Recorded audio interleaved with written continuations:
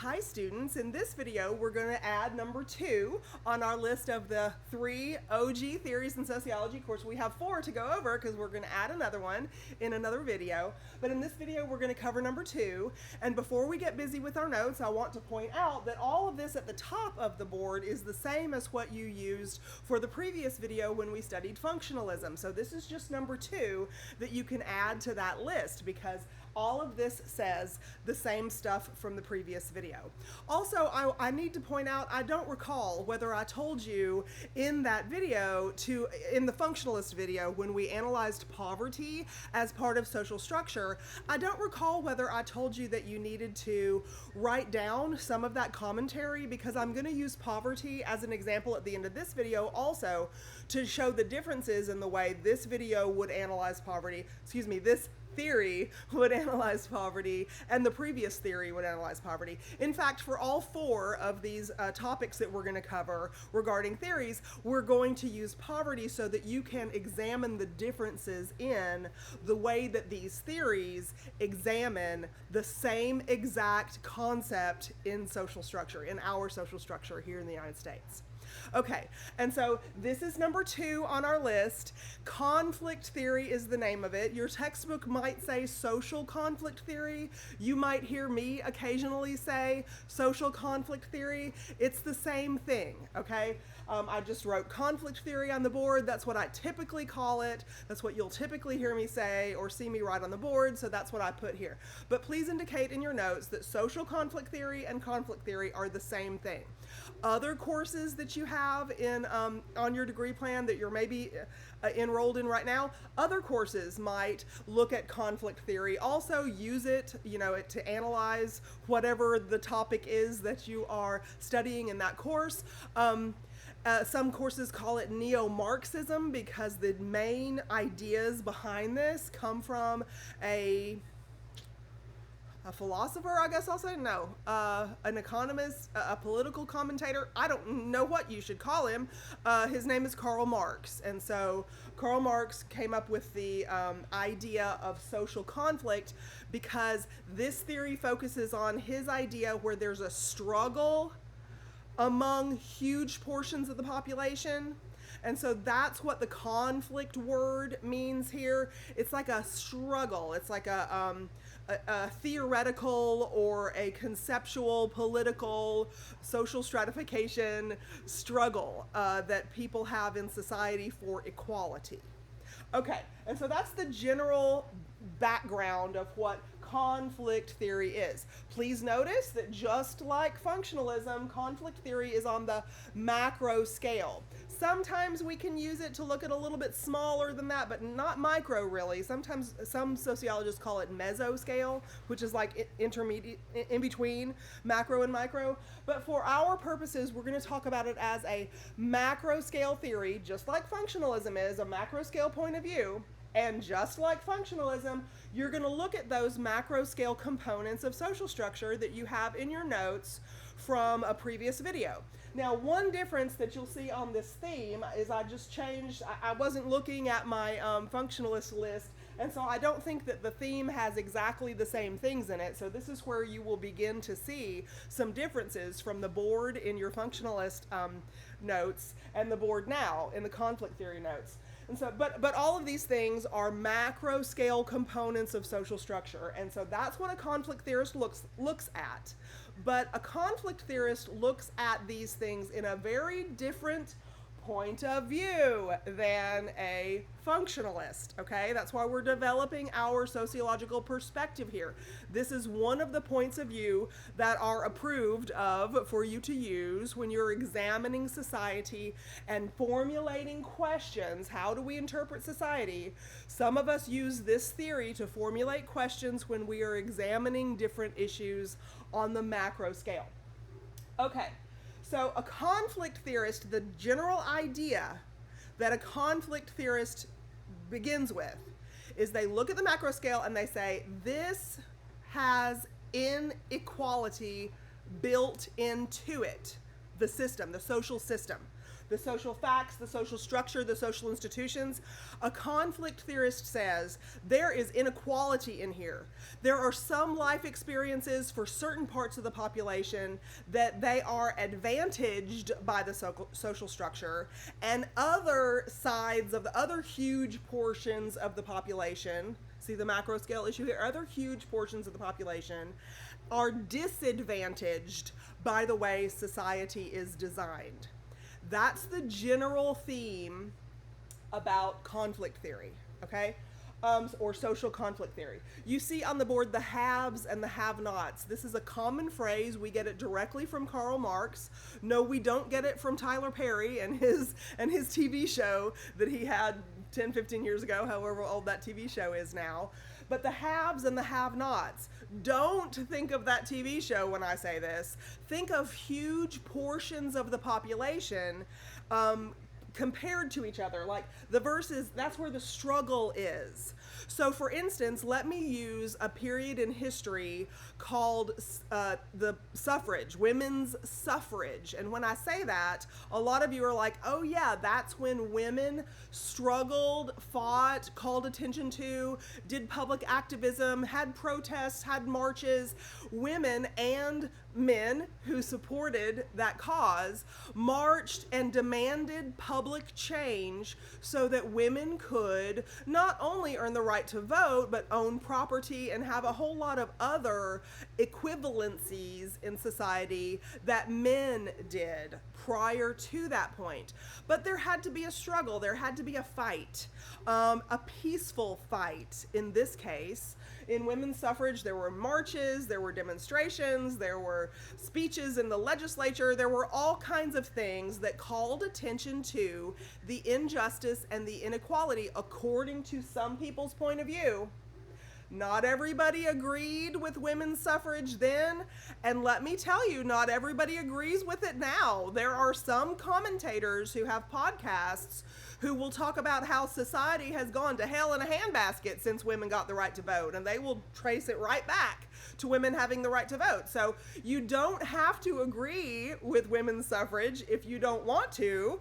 A lot of people do. I don't know anybody personally who has a problem with women's suffrage, but there are some people who do have a problem with women's suffrage. So this is a point of view, and some of you are saying, amen, women should have the right to vote, and other people are saying, you know, we have gone to hell in a handbasket or something, you know, however those podcasters put it.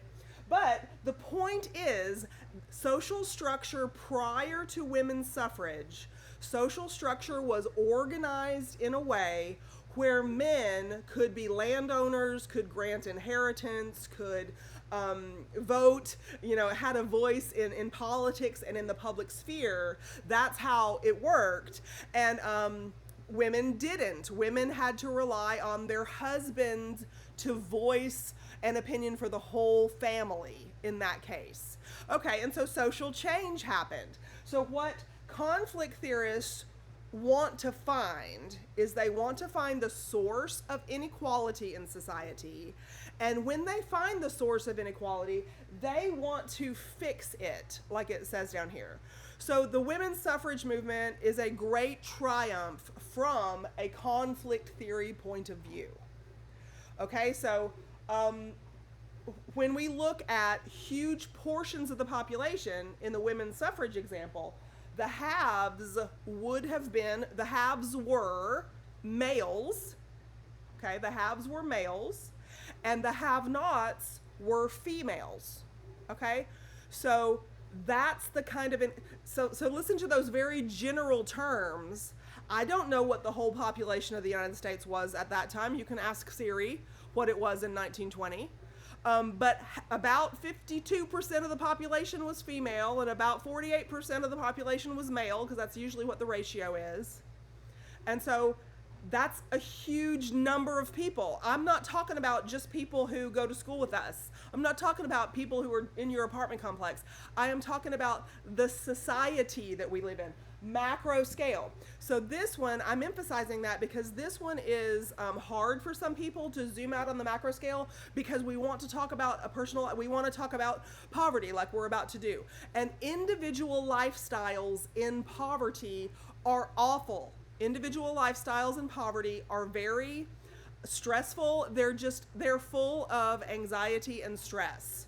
And so those individual lifestyles are certainly unpleasant. However, in conflict theory, we don't look at the individual one, we look at the collective.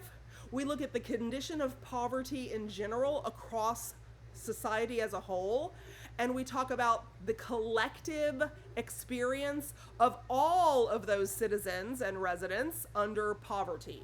And so in conflict theory, we look for inequality anywhere we find it, whether it's women's and men's rights and the comparison of that, like we just talked about, or whether it is the distribution of wealth. Do you see my air quotes? The distribution of wealth, which some in society, some in the population, we're talking about the whole population here, some in the population are doing well. Some in the population don't have to worry about money so much. Some in the population have a stable house. Some in the population never have their utilities turned off because of lack of payment, poor credit scores, all of these kinds of things. Some in the population don't have those struggles while others do. And a conflict theorist would disagree with a functionalist. They would say, I don't care whether poverty creates jobs for other people. We need to get rid of it in our economy. We need to level the playing field. If we've got some people making $1 million a year and some people making minimum wage working at Taco Bell, that guy at Taco Bell can't make a living. That guy at Taco Bell can't pay for rent and live independently, all of the food, all of the, clothing, all of the bills that you would have to pay for, and also support a family. Because our society is built around, like we talked about in the social institution lecture that we had a couple lectures ago, family is supposed to take care of its own, right? The young people in the family need somebody else, a breadwinner. There's another time I'm using air quotes, a breadwinner to take care of all the bills and the necessities for the youngsters who can't take care of themselves. Well, how are you going to have a family? How are you going to have that typical or normal, I'm using so many air quotes in this video, typical or normal family if you don't have sufficient funds in this type of economy to support it? So conflict theorists are going to say that is unfair. We do not need to pay some people $1 million and other people minimum wage and with no benefits, only let them work 32 hours a week with no health benefits. We don't need to do that in our society. And they might have an idea to fix it, like the education system can come in and swoop in and try to help with meals. So that's been a big change in this century, where the education system began some time ago to provide free breakfast and free lunch and sometimes a free afternoon snack. And let me just tell you, sometimes that's the only meal that kids get in certain socioeconomic levels, okay? So this is why, let me point out in what I just said, why it is a difficult thing to zoom out enough to macro scale with social conflict theory, because we're drawn back to talk about the life experience. Like one child who doesn't have enough to eat at home, so the school system has changed. That's one of the fixes that another fix that you can give the conflict theorist a check mark for. They got women the right to vote, and they also gave free breakfast, free lunch, and sometimes a free afternoon snack to children that go to the public school system. Okay, so that helps with some. It makes a softer place to land for some people who have food insecurity. But there's a huge portion of the population that has food insecurity. So you might use one hypothetical example to highlight the issue, But the issue in a conflict point of view is we zoom out to that International Space Station view of the Earth, Google Earth, when you first open it, and you're looking from space down on society. Poverty exists on the macro scale, and a conflict theorist wants to get rid of it because it's not fair. There are many, many different ways that you can get rid of it. I am not here to propose a way. I am not here to highlight any other examples than the ones I've given you. But poverty creates a different life experience and a lot of disadvantages for those who live in it. The federal financial aid system that some of you are getting student loans in order to be able to go to college, that is a conflict theorist attempt to level the playing field so that impoverished people can get a college education. Because the idea I guess still is, that if you have a college education, you're going to do better in your income experience throughout life than without a college education. And that might be true, except for back to the males and the females part of the haves and the have-nots. We will look at that in a different video about how males with a high school diploma usually, even today, 2026, usually have more income in their lifetime, their income life, than a female with a college degree. Oh my goodness, there's all kinds of residual kind of side effects that happen because of the fixes, the band-aids that we can put on society when we find inequality in society. If we're a conflict theorist and we think of a fix, we can implement those fixes, but those fixes are going to touch all the other components of society, and we might not anticipate all of the ways that those fixes affect the rest of society. So there's going to be more band-aids and more band-aids and more fixes, et cetera, going through the cycle, because social structure is what it is. And if there's inequality everywhere in it, a functionalist would say, yeah, inequality is supposed to happen. You're supposed to pay a brain surgeon $1 million a year, and you're supposed to pay the guy at Taco Bell minimum wage. That's how it's supposed to work. And a conflict theorist would be like, ain't fair. Ain't fair, honey. We got to fix it. Okay, so that's the two first theories that we are looking at, and that's the way we would look at poverty. Again, I'm going to tell you in this one, write down some thoughts about how a conflict theorist would look at poverty. Write down what haves and have-nots means. It means huge portions of the population, some who have rights, some who have privileges, some who have wealth, some who have education. Whatever the division is, there are some in our society who have advantages. What advantage? We'll look at the major themes across society. Those are the advantages. There are some in society who do not have advantages. They are disadvantaged. They do not get benefits from society. And there's like a conflict. So it's like, why do you have so much and I have so little? And listen to me using the micro scale words again. Don't do that. We're looking at a macro scale point of view, all of the population of social structure. The haves are some portion of population. The have-nots are another portion of population on the same issue. Okay? Text me with questions and I will see you in the next one.